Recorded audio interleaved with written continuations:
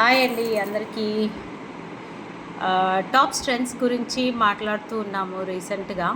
So top 8 strength నాదైతే వచ్చి growth.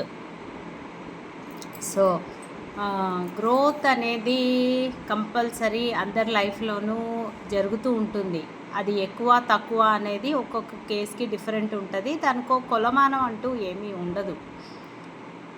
ఇప్పుడు ఒక గింజని మనం నాటాము మట్టిలో. అది నేను గింజగానే ఉండిపోతాను అంటే దాని లైఫ్ది పర్పస్ ఆగుతుందా? అది సాధ్యం అవుతుందా?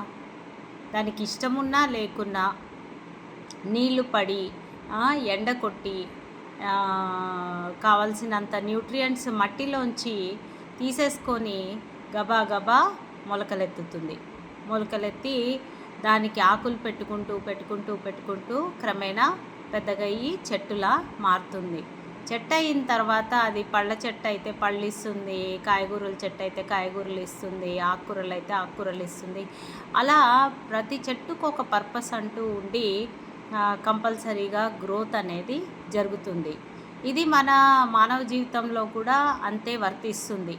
మనం బిడ్డగా పుట్టినప్పుడు మనకి ఏమీ తెలియదు, ప్రపంచంలో దేని గురించి కూడా అవగాహన లేదు.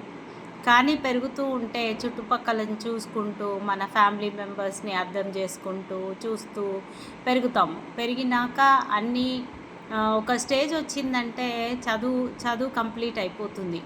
అయిపోయిన తర్వాత ఇంకేమనుకుంటాము, ఈ జీవితంలో ఇంకేముంది, డబ్బు సంపాదించడము, దాని తర్వాత మంచి హోదా గల జీవితాన్ని జీవిస్తే చాలు, ఇంకా అయిపోయింది అనుకుంటాం. కానీ గ్రోత్ అనేది ప్రతి ఒక్క ఏరియాలో కూడా బ్యాలెన్స్డ్గా జరగాలి. అది ఫైనాన్స్ కానివ్వండి, అది మనీ కానివ్వండి, అది ఫ్రీడమ్ కానివ్వండి, స్పిరిచువాలిటీ కానివ్వండి, హెల్త్ కానివ్వండి, గ్రోత్ అన్ని ఏరియాస్లో జరగాలి. ఒక ఏరియాలో తక్కువ ఉండి ఒక ఏరియాలో ఎక్కువ ఉంటే ఆ బ్యాలెన్స్ ఆఫ్ లైఫ్ ఉండదు.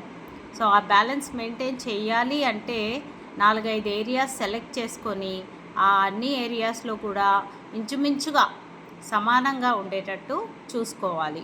సో కమ్యూనికేషన్ అని పెట్టుకోవచ్చు, లేదా మన హెల్త్, మనీ, ఇట్లా ఫైనాన్సెస్, ఈ ఏరియాస్ కూడా మనము కంపేర్ చేసుకోవడానికి చాలా బాగుంటుంది. అన్నిటికన్నా ముఖ్యమైనది స్త్రీలు కానీ పురుషులకు కానీ వాళ్ళ మెంటల్ వెల్బీయింగ్. ఎంత డబ్బు సంపాదించినా, ఎంత ఫ్రీడమ్ ఉన్నా, మన మైండ్ సెట్ అనేది కరెక్ట్గా లేకపోతే, గ్రోత్ మైండ్ సెట్ లేకపోతే మనకు వచ్చిందంతా కూడా దండగ అవుతుంది. సో ఈ స్ట్రెంగ్త్ మీలో ఉందా? మీరు పెంపొందించుకోవాలనుకుంటున్నారా? చూసుకోండి. Thank you so much. Have a great day.